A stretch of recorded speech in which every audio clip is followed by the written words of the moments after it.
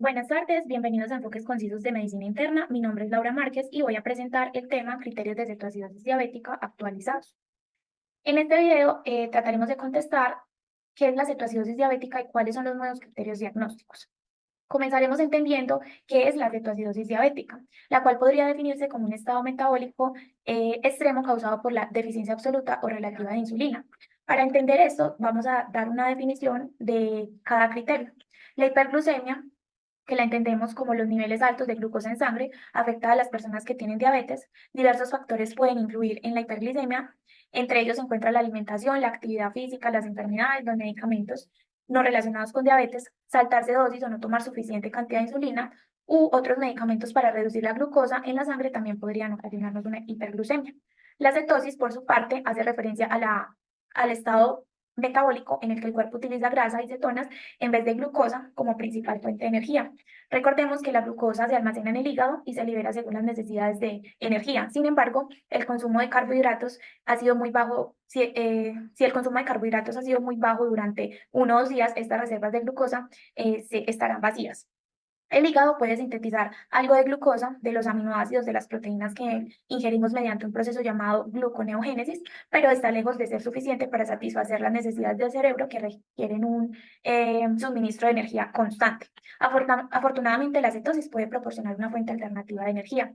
Por otro lado, tenemos la acidosis metabólica, es un estado, es un trastorno de equilibrio ácido-base en el cual hay una acumulación de ácido en el cuerpo debido a un desequilibrio en la producción y eliminación de ácido o una pérdida excesiva de bicarbonato. Este desequilibrio provoca una disminución en el pH sanguíneo, volviéndolo más ácido de lo normal.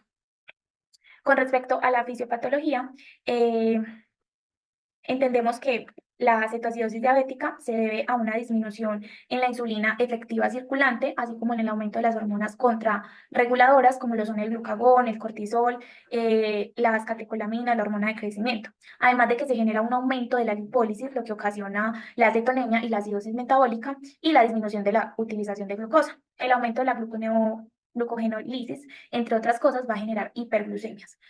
Todo esto nos genera la triada clínica característica de la cetoacidosis diabética, con los criterios anteriores que nos decía que podríamos presentarla con una hiperglucemia mayor a 250 miligramos sobre decilitro, cetonas en sangre mayor a 3 milimoles sobre litro o cetonuria significativa, y una acidosis con un pH menor a 7,3 y un bicarbonato menor a 15 milimoles sobre litro.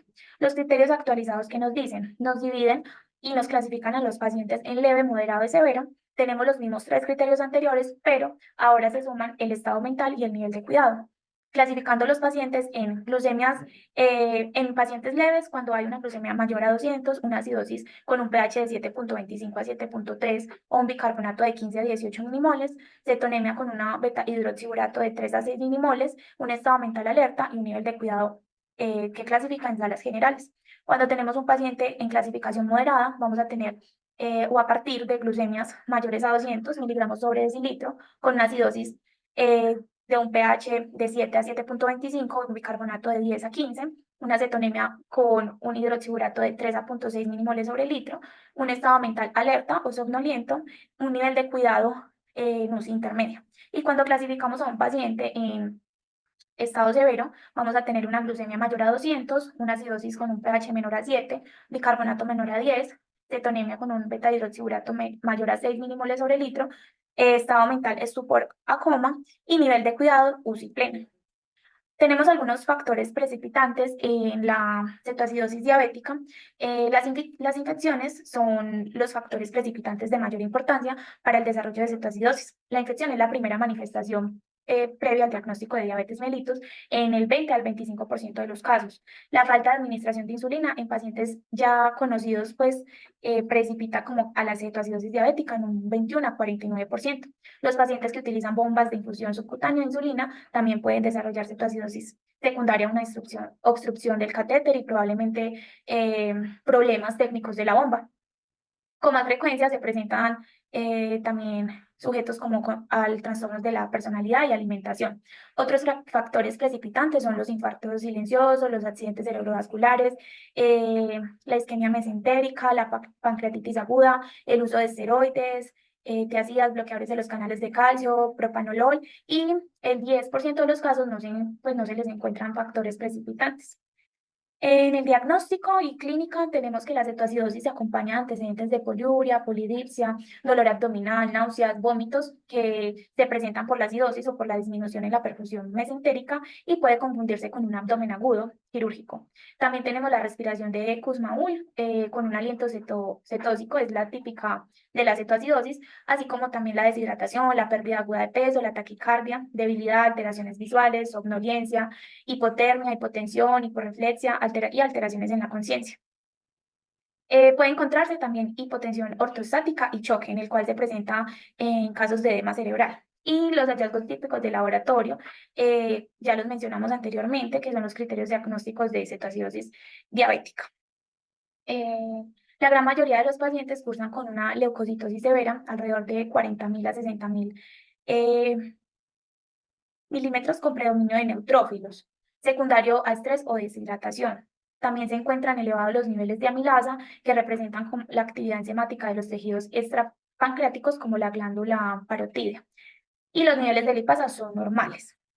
Finalmente, con respecto al tratamiento, los principales principios que se deben tener en cuenta incluyen para el paciente asegurar ventilación y circulación adecuada, corregir el déficit hidroelectrolítico, bloquear la cetogénesis con insulina y disminuir la glucosa plasmática para disminuir la diuresis osmótica, corregir la acidosis metabólica, tratar de identificar la causa desencadenante, monitorizar eh, y pues tener manejo con cualquier complicación, o sea, estar atento a cualquier complicación. Hay que tener en cuenta el monitoreo de los signos vitales, del llenado capilar, el estado de hidratación, está realizando el paciente Glasgow, glucemias capilares, diuresis y balance hídrico durante las primeras 6 a 12 horas. Tener en cuenta que se le deben tomar los electrolitos cada 2 horas durante las primeras 4 horas y después cada 4 horas a 6 horas, gasometría cada 4 horas hasta que se corrija la acidosis y anión también cada 4 horas.